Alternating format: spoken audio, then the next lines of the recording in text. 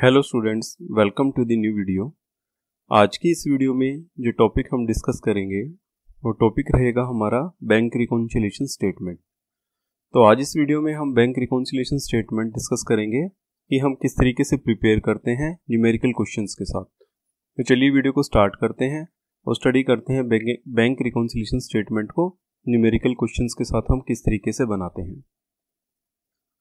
तो last video में हमने डिस्कस किया था कि जब भी एक ऑर्गेनाइजेशन अपनी कैश बुक प्रिपेयर करता है तो वो जो कैश बुक प्रिपेयर करता है वो डबल कॉलम कैश बुक जब प्रिपेयर करता है वहाँ पर जो है कैश का और बैंक का दोनों का रिकॉर्ड जो है वो कैश बुक के अंदर रखा जाता है। सेम इसी तरीके से जो बैंक है, बैंक भी अपने कस्टमर्स के जो भी अमाउंट डिपॉजिट करता है, जो भी अमाउंट विड्रॉल करता है उसका भी रिकॉर्ड रखता है। तो बैंक जो रिकॉर्ड रखता है उसको हम पासबुक बोलते हैं, ठीक है, बैंक स्टेटमेंट या पासबुक, ठीक है ना। और जो ऑर्गेनाइजेशन है वो सारे के सारे बैंक की जो ट्रांजैक्शन की एंट्री अपने कैश बुक के बैंक कॉलम के अंदर करता है।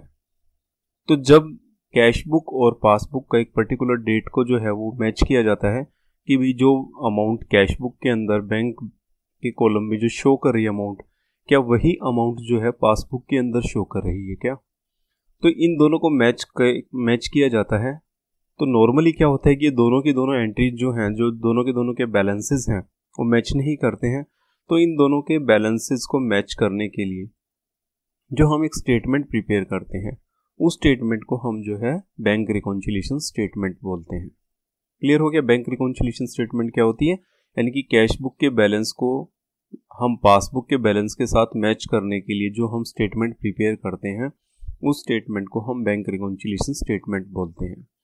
तो जो बैंक रिकॉन्सिलिएशन स्टेटमेंट है वो हम दो तरीके से प्रिपेयर करते हैं। तो पहला जो सिस्टम होता है प्रिपेयर करने का, preparation of bank reconciliation statement without adjusting cash book balance, यानी कि कैश बुक के बैलेंस को हम एडजस्ट किए बिना जो है बैंक रिकॉन्सिलिएशन स्टेटमेंट हम प्रिपेयर करते हैं।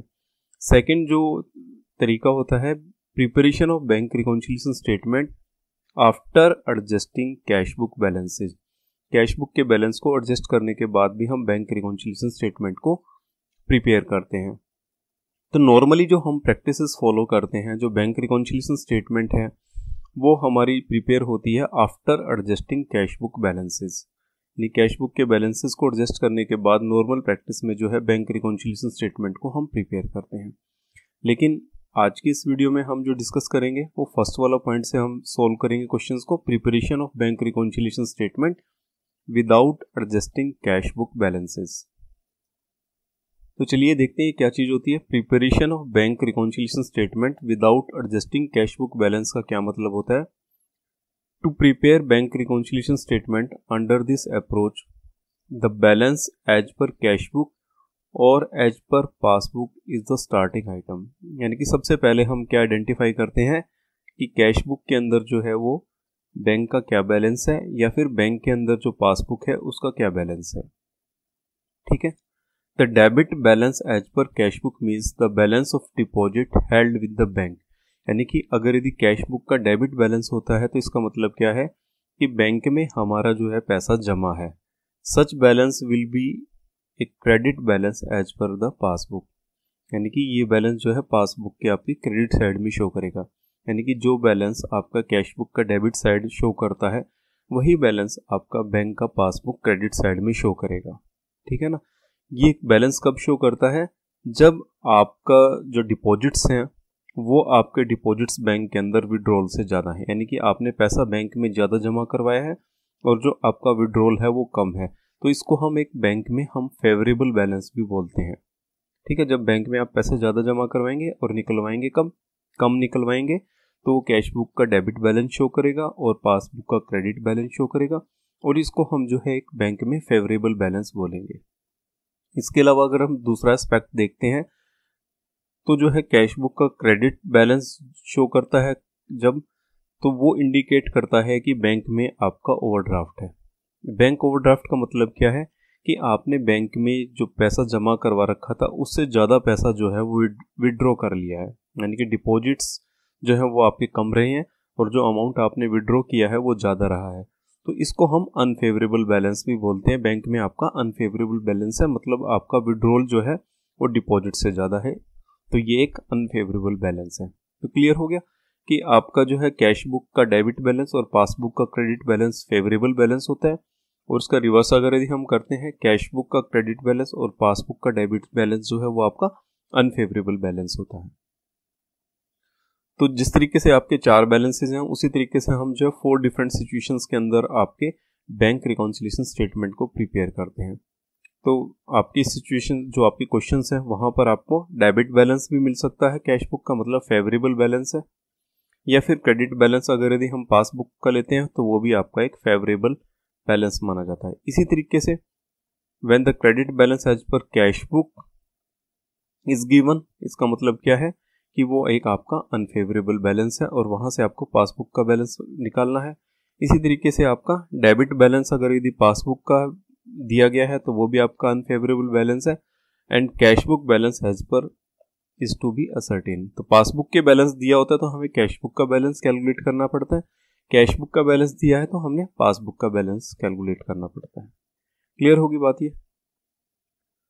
अब इसके बाद जब हम प्रिपेयर करते हैं बैंक रिकॉन्सिलिएशन स्टेटमेंट, तो उसमें 2 बैलेंसेस हमने अभी डिस्कस किए, एक तो फेवरेबल बैलेंस और एक अनफेवरेबल बैलेंस, मतलब ओवरड्राफ्ट बैलेंस।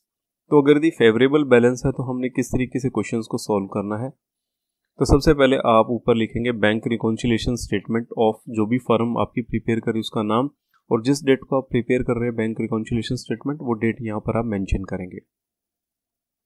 इसके बाद आप लिखेंगे balance as shown by the cash book और balance as per the passbook. यहाँ पर आप मेंशन करेंगे, अगर यदि आपका कैश बुक का बैलेंस है तो कैश बुक का बैलेंस लिख देंगे, और अगर यदि पासबुक का बैलेंस है तो पासबुक का बैलेंस लिख देंगे।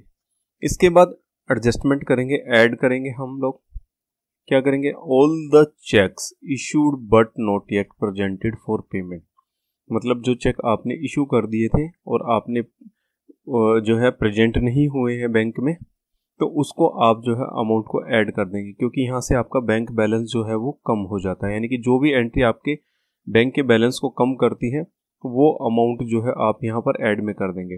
Amount directly deposited in the bank by the customer, यानी कस्टमर आपके बैंक में अमाउंट डायरेक्ट डिपॉजिट कर देते हैं तो आपका उससे बैंक बैलेंस कम शो करता है, क्योंकि वो एंट्री आपके बैंक अकाउंट में शो नहीं कर रही है। ठीक है।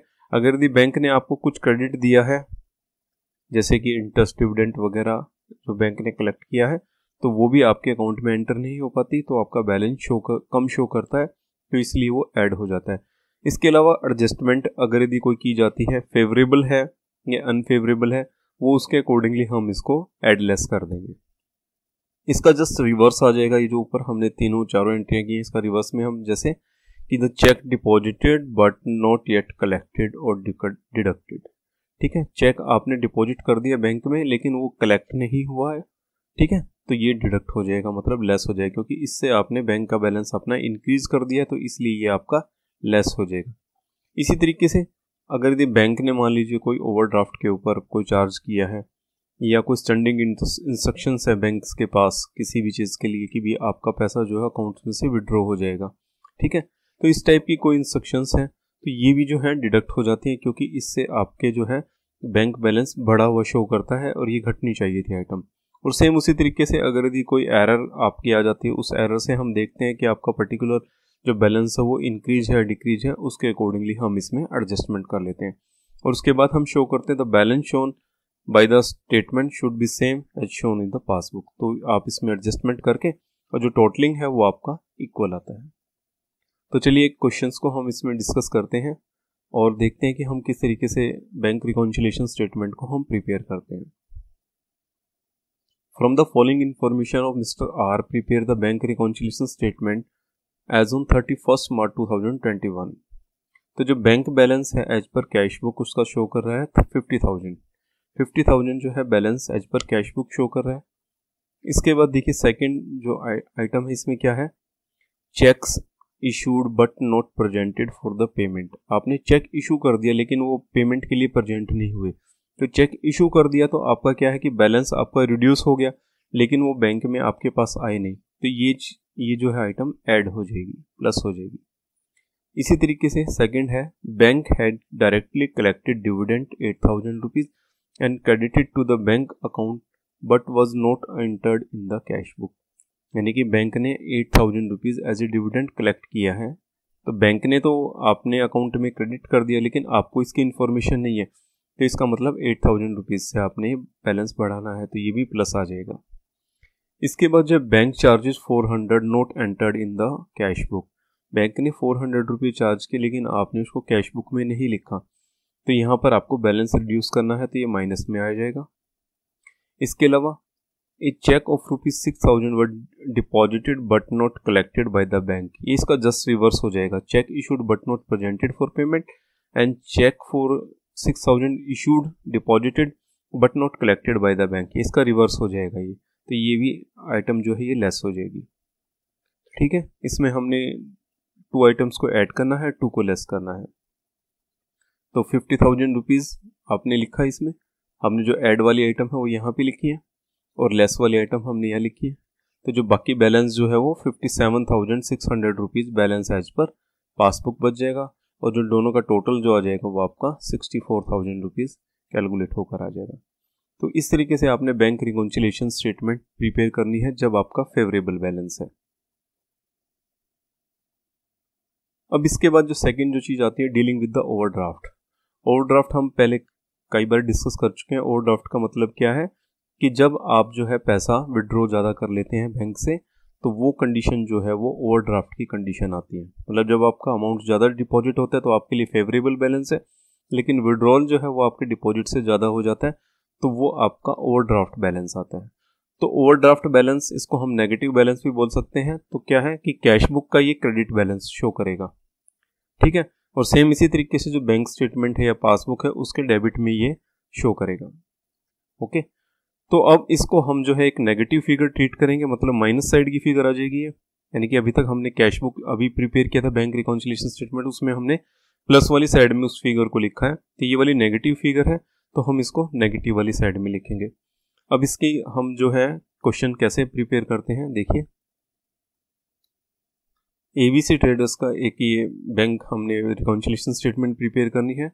31 मार्च 2021 को जो है ओवरड्राफ्ट बैलेंस जो है 1,18,100 रुपीज़ शो कर रहा है। इसके बाद ये जो फॉलोइंग 4 एडजस्टमेंट्स हैं, सबसे पहली एडजस्टमेंट है क्या है, check received and recorded in cash book but not sent in the bank, ₹12,400 rupees का। ठीक है, ये नेगेटिव में आ जाएगा। ठीक है, आपने इसको कैश बुक में तो शो कर दिया, लेकिन आपने इसको ये अभी तक बैंक में डिपॉजिट नहीं करवाया है, तो ये रिड्यूस हो जाए क्योंकि आपने कैश बुक में बैंक के बैलेंस को इंक्रीज कर दिया। सेकंड आ जाएगा payment received by customer directly by bank but not entered in cash book, तो ये ऐड हो जाएगी क्योंकि आपका कैश का बैलेंस जो है वो बढ़ गया है, लेकिन आपने इसको रिकॉर्ड नहीं किया, तो ये प्लस वाली आइटम हो जाएगी। इसी तरीके से चेक इशूड किया आपने 1,75,200 रुपीज़ के, और ये प्रेजेंट नहीं हुए बैंक में पेमेंट के लिए, तो ये भी प्लस की आइटम्स हो जाएगी। इसके बाद जो है इंटरेस्ट जो है 8,800 रुपीज़ बैंक ने चार्ज किया है, जो कि आपने कैश बुक में एंटर नहीं किया, तो बैंक ने इंटरेस्ट चार्ज किया है ओवरड्राफ्ट के ऊपर, तो ये आपका लेस की आइटम हो जाएगी। मतलब ये वाली माइनस की आइटम है, ये वाली माइनस की है, और ये वाली माइनस की है, और 2 आइटम आपकी प्लस की हैं। तो आप इसको बैंक रिकॉन्सिलिएशन स्टेटमेंट में किस तरीके से लिखेंगे, ठीक है। सबसे पहले आपने लिखना है bank reconciliation statement of ABC traders on March 31, 2021, ठीक है। इसके बाद ओवरड्राफ्ट बैलेंस आ जाएगा आपका 1,81,100 रुपीज़ का आपका आ जाएगा, ओवरड्राफ्ट बैलेंस आ जाएगा इसमें। ये है 1,18,000, ठीक है ना, ये 1,18,100 रुपीज़ का आपका है, ठीक है ना। ये दोनों आइटम जो है आपकी माइनस की थी, आपने माइनस वाली साइड में लिख दिया है, और आपने payment received by customer directly in bank है, और आपने चेक इशूड किए थे पेमेंट के लिए, आपके रिसीव नहीं हुए, ये प्लस वाली आइटम ये दोनों लिखी आपने। और जब बैलेंसिंग किया तो ये जो बैलेंस एज पर पासबुक आपका 63,200 रुपीज़ आ जाएगा। तो इस तरीके से हम जो है आपके ओवरड्राफ्ट के बैलेंस को हम डील करते हैं। मतलब ओवरड्राफ्ट वाला जो है नेगेटिव बैलेंस है, तो यहाँ पर आपको इसमें लिखना है, और जो आपका पॉजिटिव बैलेंस आता है आपका पासबुक का या कैश बुक का, तो उसकी स्टार्टिंग आपने यहाँ से करनी है।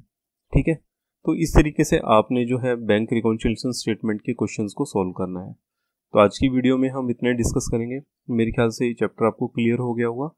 तो आप वीडियो को लाइक और शेयर कीजिए, चैनल को सब्सक्राइब कीजिए। Thank you for watching the video.